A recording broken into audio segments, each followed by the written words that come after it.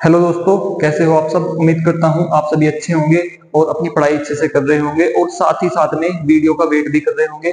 देखिए, वीडियो बहुत दिन बाद आ रही है। आज लगभग 17 से 18 दिन बाद आज वीडियो अपलोड हो रही है।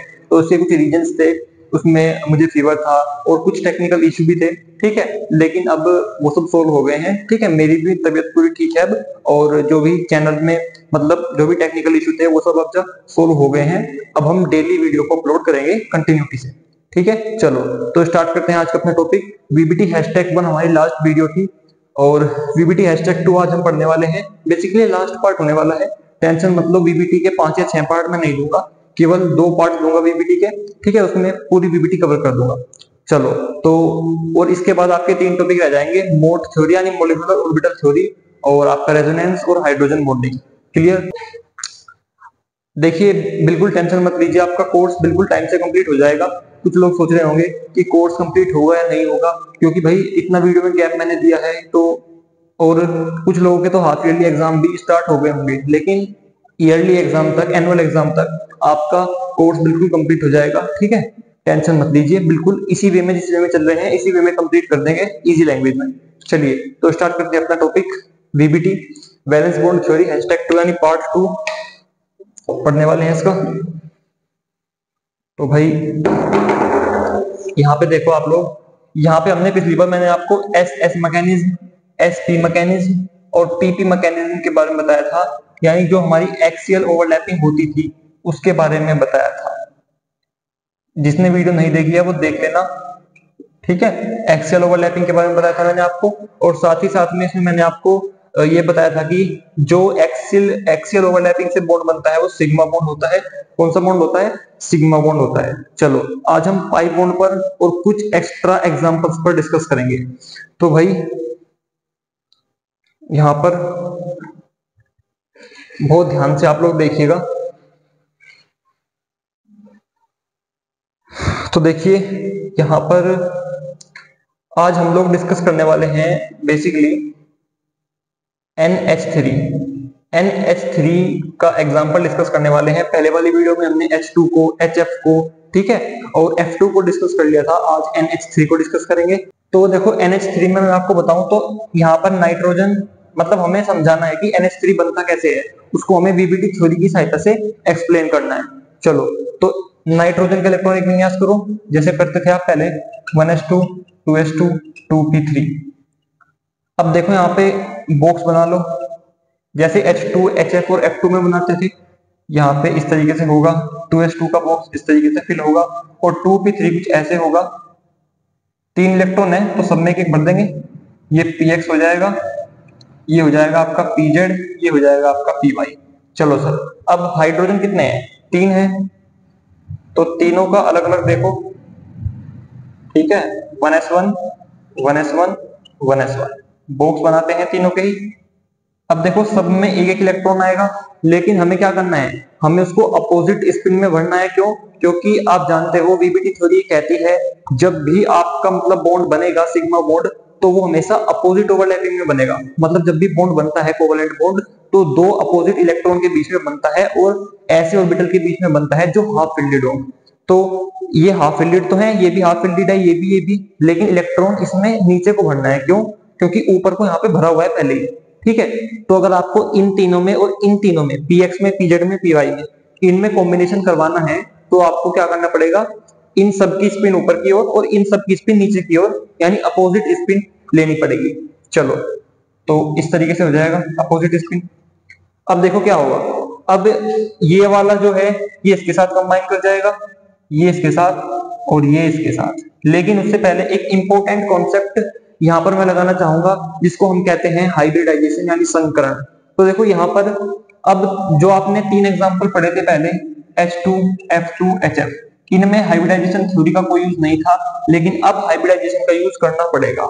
और हाइब्रिडाइजेशन क्या होता है वो मैं आपको बता देता हूं। देखो हाइब्रिडाइजेशन एक फिनोमिना है, एक कंसेप्ट है। उसमें क्या होता है, उसमें 2 या 2 से ज्यादा ऑर्बिटल कंबाइन करते हैं और कंबाइन करने के बाद नए ऑर्बिटल बनते हैं। ध्यान रखिएगा हमेशा, हाइब्रिडाइजेशन जब होगा जब बॉन्ड फॉर्मेशन जब बॉन्ड फॉर्मेशन हो रही होगी। हाइब्रिडाइजेशन ऑर्बिटल्स के बीच में तभी होगा जब बॉन्ड फॉर्मेशन हो रही होगी। और ध्यान रखना, हाइब्रिडाइजेशन में जितने ऑर्बिटल पार्टिसिपेट करेंगे, हाइब्रिडाइजेशन में जितने ऑर्बिटल पार्टिसिपेट करेंगे उतने ही नए ऑर्बिटल बनेंगे। मैंने क्या कहा, जितने ऑर्बिटल हाइब्रिडाइजेशन में पार्टिसिपेट करेंगे उतने ही न्यू ऑर्बिटल बन जाएंगे। और उन न्यू ऑर्बिटल, जितने भी नए ऑर्बिटल हैं, उन सबकी एनर्जी सेम होगी, बिल्कुल सेम एनर्जी होगी सबकी। ठीक है, चलो। तो यहाँ पे हाइब्रिडाइजेशन कहाँ होता है? हाइब्रिडाइजेशन हमेशा सेंट्रल एटम पर होगा। और अमोनिया में सेंट्रल एटम नाइट्रोजन है, तो नाइट्रोजन में होगा। ठीक है, तो देखो कहाँ होता है। ये एक एस ऑर्बिटल है, ठीक है, ये एस ऑर्बिटल है, ये पी एक्स है, ये पी वाई है, पी जेड है। तो टोटल कितने ऑर्बिटल हैं? 4 ऑर्बिटल हैं। तो ये जो एस ऑर्बिटल है, और ये पी एक्स है, ये पी जेड है, ये पी वाई है, ये चारों ऑर्बिटल आपस में हाइब्रिडाइजेशन कर लेंगे। ठीक है, आपस में हाइब्रिडाइजेशन कर लेंगे, तो ऐसे हो जाएगा, सब में हाइब्रिडाइजेशन हो जाएगा। और कौन सा होगा? sp3। अब sp3 क्यों कहा मैंने? क्योंकि एक s ऑर्बिटल है वहां पर और 3 p ऑर्बिटल है। एक s ऑर्बिटल है भैया और 3 आपके p ऑर्बिटल है, तो sp3 हाइब्रिडाइजेशन हो जाएगा। यानी नाइट्रोजन में क्या होता है, जब अमोनिया बनती है तो अमोनिया में सेंट्रल एटम कौन है? नाइट्रोजन है। और इस नाइट्रोजन में क्या होता है? नाइट्रोजन में आपका यहां पर इन 4 ऑर्बिटल के अंदर एक s और 3 p, इनके अंदर हाइब्रिडाइजेशन होता है और 4 नए ऑर्बिटल बनते हैं। क्यों? क्योंकि कितने ऑर्बिटल ने पार्टिसिपेट किया? तो 4 ऑर्बिटल ने पार्टिसिपेट किया, एक s और 3 p, तो 4 ऑर्बिटल बनेंगे नए और सबकी एनर्जी सेम होगी। और उन ऑर्बिटल का नाम क्या होगा? sp3, यानी 4 sp3 ऑर्बिटल बनेंगे। चलो सर, यानी अब ये जो 3 हाइड्रोजन है, ये जो 3 हाइड्रोजन है, ये उन 4 sp3 ऑर्बिटल से कॉम्बिनेशन करेंगे। चलो देखो कैसे। बेसिकली 3 एक्सिस होती हैं इस तरीके से, ठीक है, एक्स वाई जेड। तो sp3 ऑर्बिटल, देखो एक sp3 ऑर्बिटल कैसा होता है, वो ऐसा होता है, एक sp3 ऑर्बिटल ऐसा होता है। ये एक जो पार्ट होता है बड़ा होता है, एक पार्ट छोटा होता है, और ये प्लस वाला होता है, माइनस वाला। इनको हम दिखाते हैं प्लस माइनस से, बड़े वाले पार्ट को प्लस से दिखाते हैं, छोटे वाले पार्ट को माइनस से। तो यहाँ पे ऐसे कितने ऑर्बिटल बनेंगे? यहाँ पे ऐसे 4 ऑर्बिटल बनेंगे। ठीक है, यहाँ पे ऐसे 4 ऑर्बिटल बन जाएंगे। अब उन 4 ऑर्बिटल को हम लोग इन एक्सिस पर दिखाएंगे। कहाँ दिखाएंगे? एक्सिस पर दिखाएंगे। अब देखो sp3 ऑर्बिटल बनेंगे कितने? sp3 ऑर्बिटल 4 बनेंगे। क्यों बनेंगे? क्योंकि एक s था और 3 p ऑर्बिटल थे, 3 p ऑर्बिटल थे, तो टोटल 4 ऑर्बिटल ने पार्टिसिपेट किया था। तो जो नए ऑर्बिटल बनेंगे वे भी 4 ही बनेंगे। ठीक है, चलो सर, तो 4 बने, तो 4 में से हमें केवल 3 का ही काम है। क्यों? क्यों काम है 3 का? वो 3 का काम इसलिए है क्योंकि भैया 3 ही हमारे पास ये हाइड्रोजन है, 3 ही हाइड्रोजन है। चलो, तो एक sp3 ऑर्बिटल ऐसा होता है, तो दिखाओ, ये इस तरफ दिखा देंगे, एक तो दिखा देंगे x एक्सिस पर, एक दिखा देंगे y एक्सिस पर ऐसे, ठीक है, और एक दिखा देंगे z एक्सिस पर ऐसे। क्लियर है? ऐसे दिखा देंगे, तो इस तरीके से चीजें हो जाएंगी। भाई एक तो हो गया, ये x एक्सिस पर दिखा दिया हमने, एक हमने y एक्सिस पर दिखा दिया, और एक हमने z एक्सिस पर दिखा दिया। चलो सर, अब यहाँ पे 3 ये है आपके पास हाइड्रोजन है, तो ये भी s ऑर्बिटल है, ये भी s ऑर्बिटल है, ये भी, तो एक s ऑर्बिटल तो आके यहाँ ऐसे ओवरलैपिंग कर लेगा, एक s ऑर्बिटल इस वाले पर ओवरलैपिंग कर लेगा और एक इस पर ओवरलैपिंग कर लेगा। ठीक है भाई, देखो यहाँ पे इलेक्ट्रॉन नीचे की ओर भरे हैं तीनों में, इन तीनों में ऊपर की ओर भरे हैं, तो अपोजिट स्पिन है, जाहिर सी बात है ओवरलैपिंग हो जाएगी। और ध्यान रखना, ओवरलैपिंग एक्सियल हो रही है। क्यों? क्योंकि ये एक्सिस है, एक्सिस, ठीक है, और इस एक्सिस पर ये दोनों ओवरलैप कर रहे हैं। ऐसे यहाँ भी एक्सियल ओवरलैपिंग हो रही है और यहाँ भी एक्सियल ओवरलैपिंग हो रही है। चलो, ये ओवरलैपिंग एरिया हो जाएगा आपका ऐसे, ये देखो, ये आपका ओवरलैपिंग एरिया है कुछ ऐसे। तो इस तरीके से हमारा NH3 बन जाएगा। ये जो दिखाया गया है बीच का, ये नाइट्रोजन वाला सिस्टम है, और ये एक हाइड्रोजन हो गया, ये एक हाइड्रोजन, ये एक हाइड्रोजन। इस तरीके से नाइट्रोजन के साथ 3 हाइड्रोजन कंबाइन होते हैं। क्लियर हो गया कंसेप्ट? एक बार दोबारा रिपीट करता हूं, ध्यान से देखिएगा। देखो NH3 जो होता है, NH3 बनता कैसे है, उसको हमें VBT थ्योरी के अकॉर्डिंग समझाना था। तो देखो, सबसे पहले रूल ये है, जो भी एटम्स आपके पास हैं उनका इलेक्ट्रॉनिक विन्यास कर दो। तो नाइट्रोजन का कर दिया 1s2 2s2 2p3 और तीनों हाइड्रोजन का अलग अलग कर दिया 1s1 1s1 1s1। क्लियर। चलो अब ध्यान से देखो, बॉक्स बनाओ, 1s2 का बॉक्स ऐसे होगा, 2s2 का बॉक्स ऐसे होगा, 2p3 का बॉक्स ऐसे होगा। क्लियर। अब देखो यहाँ पे हमने इलेक्ट्रॉन ऊपर की ओर भर दिए, तो ये जो तीन हाइड्रोजन है, तीनों हाइड्रोजन में इलेक्ट्रॉन नीचे की ओर भरने पड़ेंगे। क्यों? क्योंकि वीबीटी थ्योरी कहती है कि उन्हीं ऑर्बिटल्स में ओवरलैपिंग हो सकती है जिनमें इलेक्ट्रॉन अपोजिट स्पिन के भरे हों। क्लियर है। तो यहाँ पे इलेक्ट्रॉन ऊपर की ओर है, ठीक है, यानी यहाँ पे क्लॉकवाइज स्पिन है, तो यहाँ पे एंटी क्लॉकवाइज हमें करनी पड़ेगी। चलो सर, ये कर दिया हमने। तो पहला डाउट तो आपका होगा यहाँ पर कि नीचे की ओर क्यों भरा, तो मैंने आपको बता दिया क्यों। क्योंकि वीबीटी थ्योरी कहती है कि अपोजिट स्पिन के ऑर्बिटल में क्या होता है, ओवरलैपिंग होती है। चलो सर, अब यहाँ पे बेसिकली इतना ही काम नहीं है कि इसको इससे ओवरलैपिंग करवा देंगे, इस ऑर्बिटल को इससे, इस ऑर्बिटल को इससे। यहाँ पे कुछ और भी काम होगा। क्या होगा? वो ये होगा कि यहाँ पे हाइब्रिडाइजेशन होगा। देखो, अब देखो, जो मैंने पहले एग्जांपल आपको समझाए थे H2 का, F2 का, HF, उनमें हाइब्रिडाइजेशन की थ्योरी का कोई मतलब नहीं था, लेकिन यहाँ पे मतलब है। और हाइब्रिडाइजेशन कहाँ होगा? नाइट्रोजन पर होगा। क्यों? क्योंकि हाइब्रिडाइजेशन हमेशा सेंट्रल एटम पर होता है। कहाँ होता है भाई? सेंट्रल एटम पर होता है। और नाइट्रोजन क्या है? सेंट्रल एटम है, तो उस पर क्या होगा? हाइब्रिडाइजेशन होगा। अब हाइब्रिडाइजेशन कैसे होता है समझो। ये एक s ऑर्बिटल और तीन p ऑर्बिटल आपस में मिल जाएंगे और हाइब्रिडाइजेशन हो जाएगा। और हाइब्रिडाइजेशन में ध्यान रखना, जितने ऑर्बिटल मिलते हैं उतने ही न्यू ऑर्बिटल बनते हैं। जितने ऑर्बिटल मिलते हैं उतने ही नए ऑर्बिटल बनते हैं, और जितने भी नए ऑर्बिटल बनते हैं सबकी एनर्जी सेम होती है। चलो, तो यहाँ पे बेसिकली इन चार ऑर्बिटल के मिलने से 4 sp3 ऑर्बिटल बन गए। ठीक है। चलो सर, उनमें से हमने तीन को यहाँ पर दिखा दिया, एक को x पर, एक को y पर, एक को z पर दिखा दिया। क्लियर है। चलो सर, अब देखो यहाँ पर क्या होगा। अब देखना यहाँ क्या होगा। तो यहाँ पे तीन हाइड्रोजन थे और तीन हमने sp3 ऑर्बिटल यहाँ पे शो कर दिया। भाई एक तो एक्स एक्सिस पर कर दिया, एक ये y पर और एक z पर, और तीनों sp3 ऑर्बिटल से हमने एक एक हाइड्रोजन की ओवरलैपिंग करवा दी। यहाँ पे इसने ओवरलैप कर लिया, यहाँ इसने, यहाँ इसने। ठीक है। अब ओवरलैपिंग हो गई, जाहिर सी बात है बॉन्ड बन गया। और देखो, ओवरलैपिंग कौन सी हुई है? ओवरलैपिंग यहाँ पर एक्सियल हुई है, यानी एक्सिस पर हुई है। देखो, ये जेड एक्सिस पर हुई है, ये वाई एक्सिस पर, और ये जेड एक्सिस, एक्स एक्सिस पर हुई है। ठीक है। तो बॉन्ड कौन सा बनेगा? यहाँ भी सिग्मा बनेगा, यहाँ भी सिग्मा, यहाँ भी सिग्मा। तो इस तरीके से हमारा जो अमोनिया होता है वो बनता है। और एक sp3 ऑर्बिटल को हम ऐसे दिखाते हैं। ठीक है, दोबारा बनाता हूं। बेसिकली एक sp3 को हम ऐसे दिखाते हैं, ऐसे।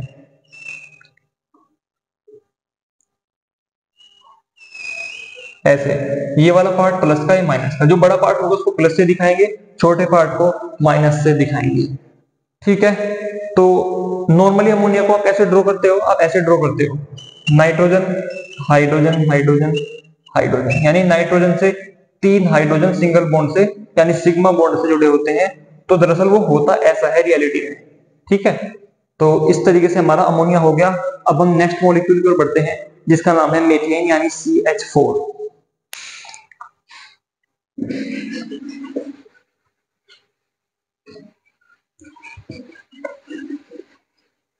देखिए, जितनी भी पहली वीडियो है उनको देखना मत भूलिएगा आप, क्योंकि वो इसका बिल्कुल बेस है और उनकी जरूरत आपको इसमें पड़ेगी 100%।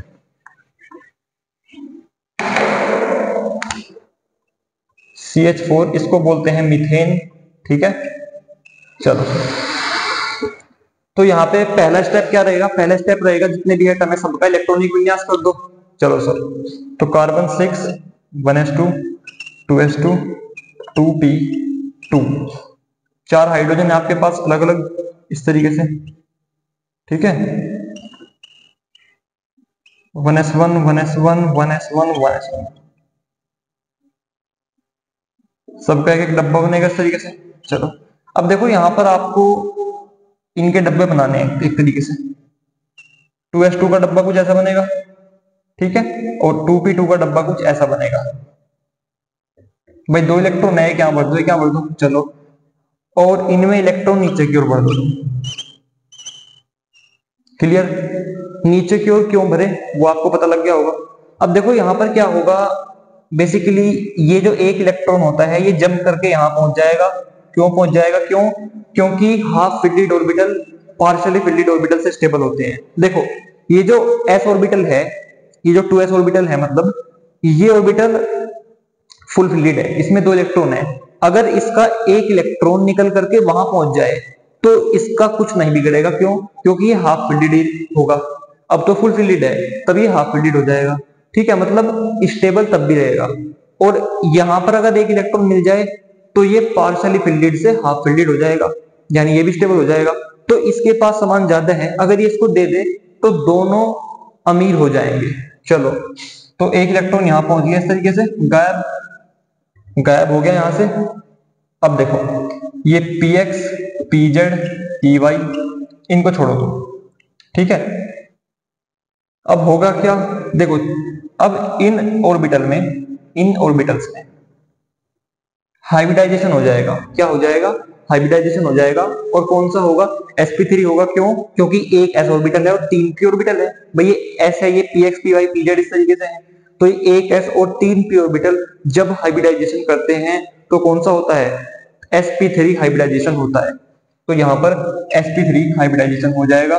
और कितने नए ऑर्बिटल बनेंगे, कितने नए हाइब्रिड ऑर्बिटल बनेंगे? तो 4 ऑर्बिटल बनेंगे। क्यों? क्योंकि 4 ही ऑर्बिटल ने पार्टिसिपेट किया था, इसलिए 4 नए हाइब्रिड ऑर्बिटल बन जाएंगे। तो 4 बनेंगे। चलो सर, अब उनको हम दिखाते कैसे हैं, देखो ऐसे उनका मैनेजमेंट होता है। एक तो ऐसे दिखा देंगे,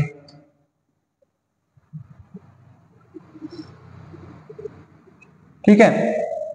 एक को बेसिकली हम लोग ऐसे दिखा देंगे, एक को ऐसे दिखा देंगे, और एक को हम लोग ऐसे दिखा देंगे।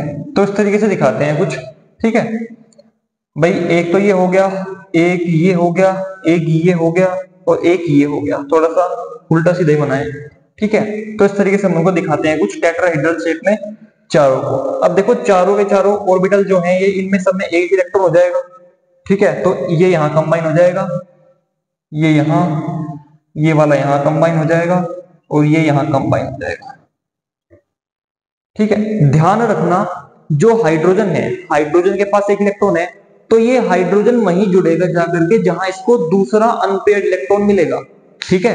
अब यहाँ पर चारों जगह अनपेयर्ड इलेक्ट्रॉन है। भाई सोचने की बात ये भी है कि हाइड्रोजन ने यहाँ पे 1s2 के साथ कोई रिएक्शन क्यों नहीं की?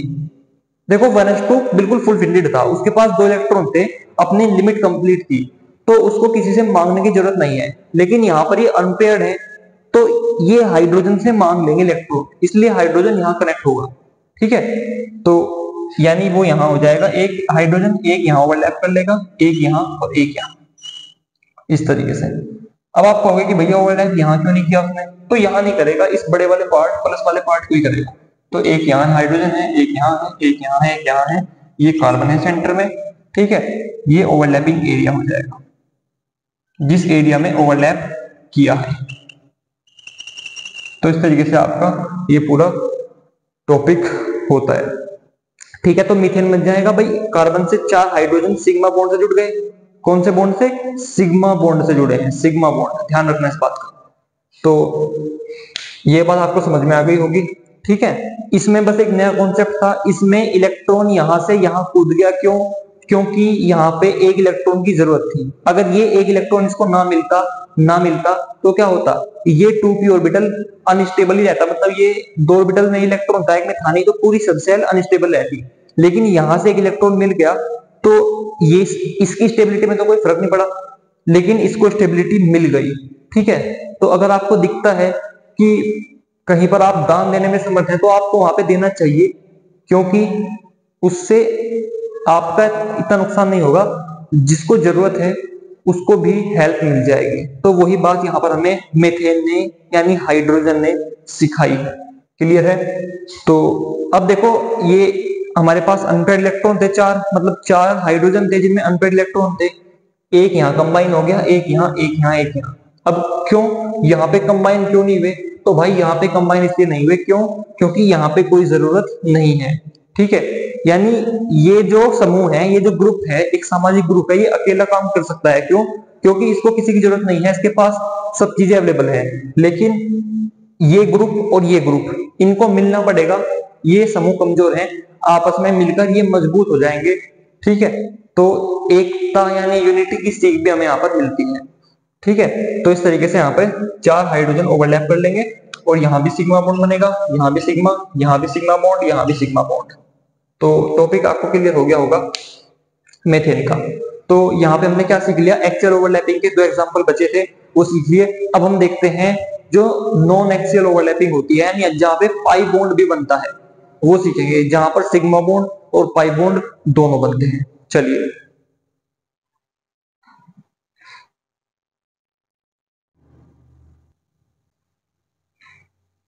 तो अब तक हमने सीख लिया कि एक्सियल ओवरलैपिंग से सिग्मा बॉन्ड कैसे बनता है। ठीक है, चलो अब हम सीखते हैं सेकंड टाइप की ओवरलैपिंग जिसका नाम है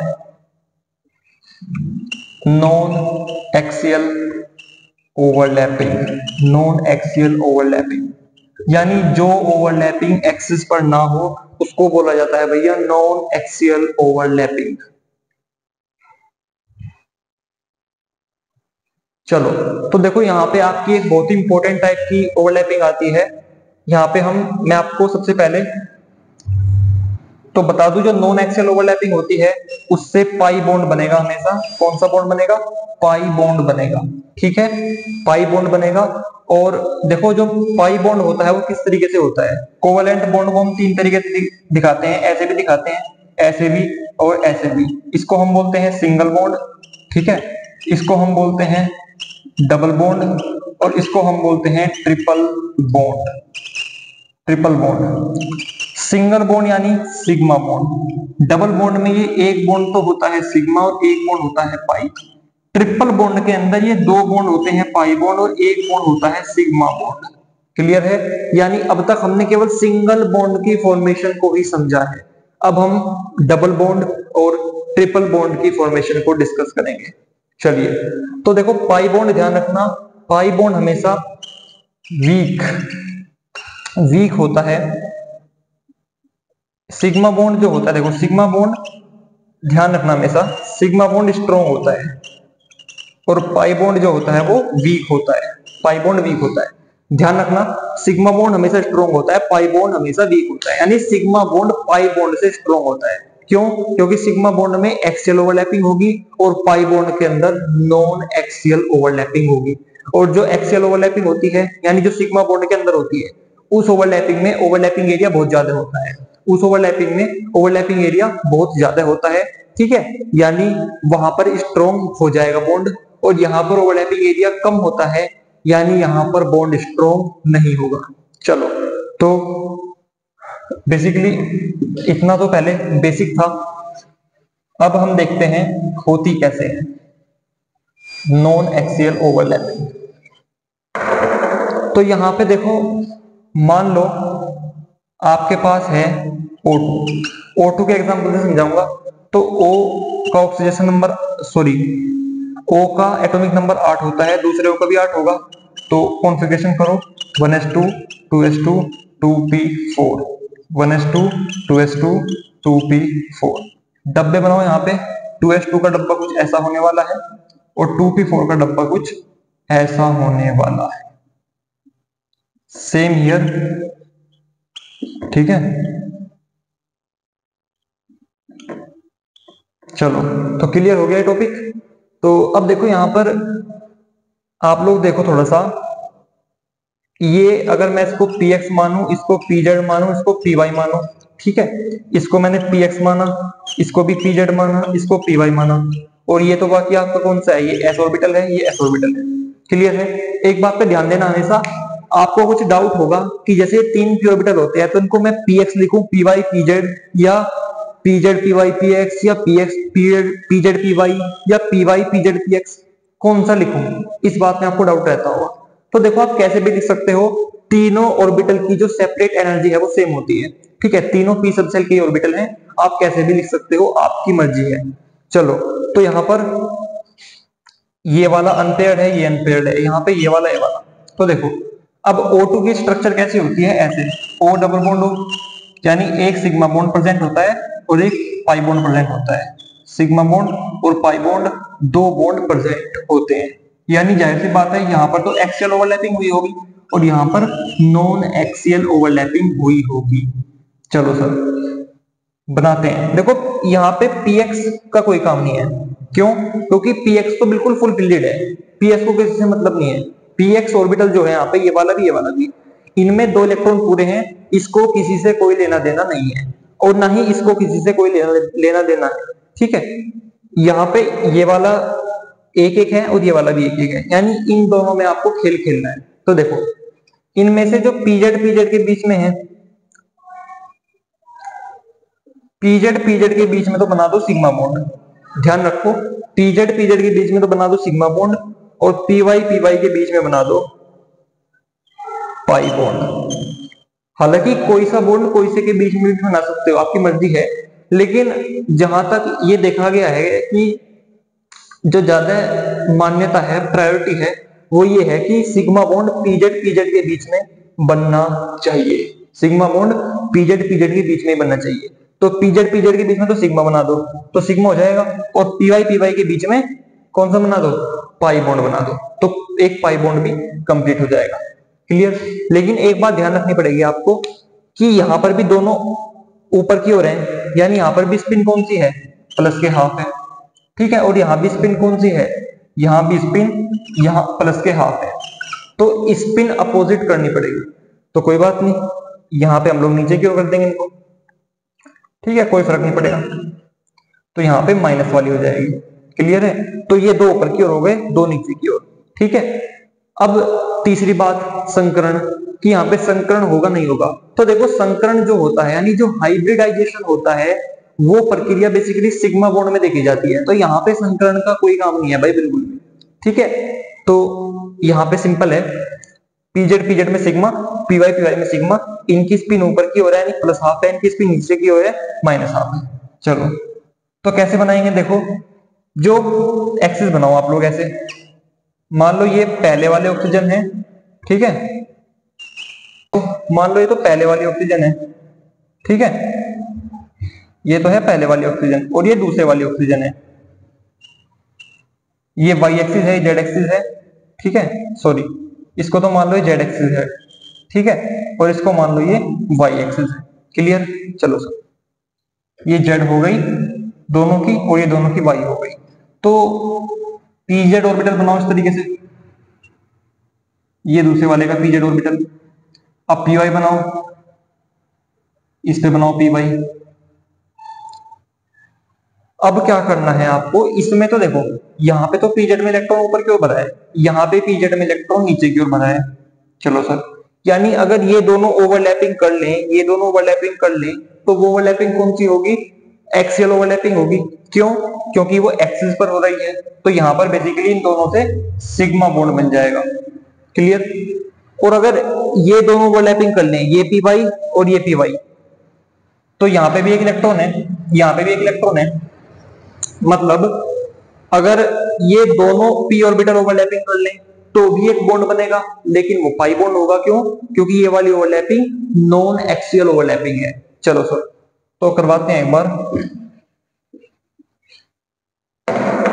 तो ये तो ये वाला हो गया इस तरीके से, और यहां पे इस वाले ऑर्बिटल की ओवरलैपिंग इसके साथ करा दो, ऐसे करा दो, ठीक है, और ये हो गया, यानी यहाँ पे ये ओवरलैप हो गया, यानी ये 2 ऑर्बिटल ओवरलैपिंग कर गए, और यहाँ पे सिग्मा बॉन्ड फॉर्म हो गया, यानी सिग्मा बॉन्ड बन गया। क्लियर है? चलो अब पाई बॉन्ड बनाना है, तो पाई बॉन्ड कौन सी ओवरलैपिंग से बनेगा? पाई बॉन्ड बनेगा नॉन एक्सियल ओवरलैपिंग से। तो देखो अगर मैं इन दोनों को यहां से ओवरलैप करवा दूं और इन दोनों को यहां से ओवरलैप करवा दूं, ठीक है, मतलब ये दोनों पी ऑर्बिटल एक बार यहां से ओवरलैप कर जाएंगे और यहां से ओवरलैप कर जाएंगे, तो ये ओवरलैपिंग हमारी एक्सिस पर नहीं होगी। क्यों? क्योंकि देखो ये तो एक्सिस पर हो रही है, लेकिन ये ओवरलैपिंग जो यहाँ इस वाले एरिया में हो रही है, ये किसी एक्सिस पर नहीं हो रही है। इसका मतलब ये नॉन एक्सियल ओवरलैपिंग है, क्योंकि एक्सिस तो यहाँ है, एक्सिस यहाँ है, यानी ये जो ओवरलैपिंग है, ये जो एरिया ओवरलैप कर रहे हैं इस तरीके से, ये ओवरलैपिंग किसी एक्सिस पर नहीं हो रही है, यानी ये नॉन एक्सियल ओवरलैपिंग है। और इस वाली ओवरलैपिंग से पाई बॉन्ड बनता है। कौन सा बॉन्ड बनता है? Pi bond. तो यहाँ पे पाई बॉन्ड बन जाएगा। क्लियर है? तो इस तरीके से हमारा ऑक्सीजन जो है वो ऑक्सीजन से कनेक्ट हो जाता है, एक तरफ सिग्मा बॉन्ड और एक तरफ पाई बॉन्ड। क्लियर? तो इस तरीके से हमारा O2 बनता है। क्लियर हो गया टॉपिक? यहाँ पे संकरण यानी हाइब्रिडाइजेशन का कोई मतलब नहीं है, पाई बॉन्ड के अंदर उस चीज का कोई मतलब नहीं होता। चलो सर, तो क्लियर हो गया होगा आपको टॉपिक। अब आप सोच रहे होंगे कि सर ने पीजेड और पीजेड में, मैं आपके डाउट लेता हूं, आप सोच रहे होंगे कि सर ने पीजेड और पीजेड में ही सिग्मा बॉन्ड क्यों बनाया? क्योंकि जो प्रायोरिटी दी जाती है बुक्स के अंदर चीजों में, उसी चीजों को लेके चला जाता है। बहुत से टीचर, मतलब सभी टीचर्स उन्हीं चीजों को लेके आपको पढ़ाते हैं। केमिस्ट्री कैसा सब्जेक्ट है, पॉसिबिलिटी तो बहुत सारी है, लेकिन जिस चीज को ज्यादा प्रायोरिटी दी जाएगी उस चीज के अकॉर्डिंग आपको पढ़ाया जाएगा। ठीक है, तो पीजेड और पीजेड के बीच में सिग्मा बॉन्ड बनाया जाता है ज्यादातर। तो यहाँ पे मैंने पीजेड पीजेड से ही सिग्मा बॉन्ड बनाया, बाकी आप पीवाई से भी बना सकते हो, एग्जाम में कोई गलत नहीं करेगा। और ये पीवाई था, पीवाई था, तो इनकी ओवरलैपिंग, नॉन एक्सियल ओवरलैपिंग हो गई, उससे कौन सा बॉन्ड बन गया? उससे बन गया आपका पाई बॉन्ड। और ये जो सिग्मा बॉन्ड है, ये पाई बॉन्ड से यहाँ पे स्ट्रॉन्ग है। ठीक है, क्यों? क्योंकि ये एक्सियल ओवरलैपिंग से बना है। अब हम सेकंड एग्जांपल देखते हैं। तो यहाँ पे हम लोग अपना नेक्स्ट एग्जांपल देखते हैं, जो है N2 यानी नाइट्रोजन गैस। ठीक है, इसको नाइट्रोजन बोला जाता है, नाइट्रोजन। ये कैसे बनता है? देखो, नाइट्रोजन ऐसे होता है कुछ, यानी दो बॉन्ड तो होते हैं पाई बॉन्ड, ये बॉन्ड और ये बॉन्ड पाई बॉन्ड, और ये बॉन्ड होता है सिग्मा बॉन्ड। ठीक है, चलो तो विन्यास करो सबसे पहले तो 7n 1s2 2s2 2p3। ठीक है, इसका भी कर लो दूसरे का 1s2 2s2 2p3। चलो डब्बे बनाओ, 2p3 का डब्बा कुछ ऐसा बनेगा और इस 2p3 का डब्बा कुछ ऐसे बनेगा। अब 2s2 का डब्बा कैसे होगा? ऐसे होगा, और इसका ऐसे होगा। एक बात ध्यान रखना, अब इलेक्ट्रॉन यहां से कूद के यहां नहीं जाएगा। क्यों? क्योंकि ये वाले ऑर्बिटल सब हाफ फिल्डेड हैं, मतलब यहाँ पे इनको किसी से मांगने की जरूरत नहीं है। ठीक है, मीथेन में क्या था, यहाँ पे इलेक्ट्रॉन नहीं थे, तो इलेक्ट्रॉन यहां से यहां जंप करवाना पड़ा था। ठीक है, लेकिन यहाँ पे अब की बार सब में एक एक इलेक्ट्रॉन फिल है, मतलब उसे मांगना नहीं पड़ेगा किसी दूसरे ऑर्बिटल से।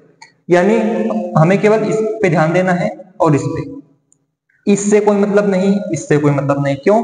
क्योंकि ये दोनों 1s2 2s2, यहाँ पे भी 1s2 2s2 फुल फिल्डेड है, मतलब ये अमीर हैं, इनको किसी से हेल्प की जरूरत नहीं है। लेकिन यहाँ पर ये जो दो चीजें हैं, ये हाफ फिल्डेड है, यानी इनके पास इलेक्ट्रॉन की कमी है, यानी इनको आपस में कंबाइन होना पड़ेगा, अपना एक समूह बनाना पड़ेगा, तब जा करके ये क्या होंगे, स्टेबल होंगे, मतलब थोड़े से कंडीशन ठीक हो पाएगी। चलो, तो यहां पे देखो, ये पहले वाले नाइट्रोजन के ऑर्बिटल और ये दूसरे वाले नाइट्रोजन के ऑर्बिटल, इस तरीके से इनमें सब में अपोजिट स्पिन के इलेक्ट्रॉन होने चाहिए। क्यों? क्योंकि वीबीटी थ्योरी कहती है आपको ऐसे। चलो, यहाँ प्लस हाफ वाला होता है, माइनस हाफ। ठीक है, ऊपर को नीचे को, मतलब एक जगह ऊपर को होना चाहिए, एक जगह नीचे को। px pz py, px pz और py, जो फॉर्मेशन यहां लेके चल रहे हो वही फॉर्मेशन यहां लेके चलनी है। बना दो, ये वाले हो गए और ये वाले हो गए। ये पहला नाइट्रोजन, ये दूसरा नाइट्रोजन के पी ऑर्बिटल। अब देखो, इसको तो कह दिया मैंने pz, इसको कह दिया मैंने py और इसको कह दिया मैंने px। ठीक है, चलो, यानी ये px py pz, pz py px same. देखो, अगर मैं इन दोनों की ओवरलैपिंग करवाऊं तो सिग्मा बॉन्ड बनेगा। क्यों? क्योंकि ये एक्सिस पर होगी। ठीक है, यानी सिग्मा बॉन्ड तो बन गया, इन दोनों की ओवरलैपिंग हुई और सिग्मा बॉन्ड बन जाएगा। अब दो पाई बॉन्ड कैसे बनेंगे? ये वाला भी पाई है और ये वाला भी पाई है। तो देखो, ये पी वाई इस पी वाई के साथ ओवरलैप कर लेगा, ऐसे ऊपर से भी और नीचे से भी। ये पी वाई इस पी वाई के साथ ओवरलैप कर लेगा, ऊपर से भी और नीचे से भी। और ये पी एक्स इस पी एक्स के साथ ओवरलैप कर लेगा, ये पी एक्स इस पी एक्स के साथ ओवरलैप कर लेगा। यानी ये जो ओवरलैपिंग पी वाई और पी वाई के बीच में हुई है, और यहाँ जो ओवरलैपिंग पी एक्स और पी एक्स के बीच में हुई है, वो नॉन एक्सियल ओवरलैपिंग है, मतलब इनसे पाई बॉन्ड की फॉर्मेशन हुई है। ठीक है, चलो, तो इस तरीके से एक सिग्मा बॉन्ड बना और दो पाई बॉन्ड बने। क्यों? क्योंकि जो नॉन एक्सियल ओवरलैपिंग हुई है वो दो बार हुई है, एक बार तो पी वाई के बीच में और एक बार पीएक्स पीएक्स के बीच में। अब आपके मन में एक डाउट होगी कि सर ये आप ऐसे क्यों दिखाते हो लाइन करके? तो ये ओवरलैपिंग दिखाने का एक तरीका होता है वो कुछ नहीं बस, ठीक है, ये ओवरलैपिंग दिखाने का एक तरीका होता है। तो इस तरीके से हमारा N2 बनता है 2 पाई बॉन्ड, ठीक है, और एक सिग्मा बॉन्ड। तो इस तरीके से हमारी वीबीटी थ्योरी बिल्कुल कंप्लीट होती है। अब जो सिग्मा बॉन्ड और पाई बॉन्ड है उनके बीच में आपको डिफरेंस पता होना चाहिए। देखो sigma bond pi bond bond से स्ट्रॉन्ग होता है, ठीक है, ये सबसे बड़ा डिफरेंस है, ये आपको पता होना चाहिए, ठीक है। और सिग्मा बॉन्ड एक्सियल ओवरलैपिंग से बनता है और pi bond non axial overlapping से बनता है। चलो, तो इस तरीके से हमारी वीबीटी थ्योरी यानी वैलेंस बॉन्ड थ्योरी कंप्लीट होती है। नेक्स्ट लेक्चर में हम लोग मॉलिक्यूलर ऑर्बिटल थ्योरी यानी मोट, इसको वीबीटी बोलते थे तो उसको मोट बोलते हैं, उसको हम ऐसे लिखते हैं मोट, एमओटी मोट, मॉलिक्यूलर ऑर्बिटल थ्योरी, मोट को पढ़ेंगे, ठीक है। बहुत ही अच्छी थ्योरी है, लास्ट थ्योरी है चैप्टर की। उसके बाद केवल 2 टॉपिक बचेंगे, रेजोनेंस और हाइड्रोजन बॉन्डिंग। चैप्टर कंप्लीट, यानी चैप्टर इस चैप्टर के अंदर लगभग 3 से 4 लेक्चर और होंगे और चैप्टर कंप्लीट हो जाएगा। तो मिलते हैं आपसे नेक्स्ट वीडियो में, और चैनल को जितना हो सके सब्सक्राइब करें, शेयर करें, और कोई भी डाउट हो उसको कमेंट बॉक्स में लिख दीजिएगा वीबीटी थ्योरी से। धन्यवाद।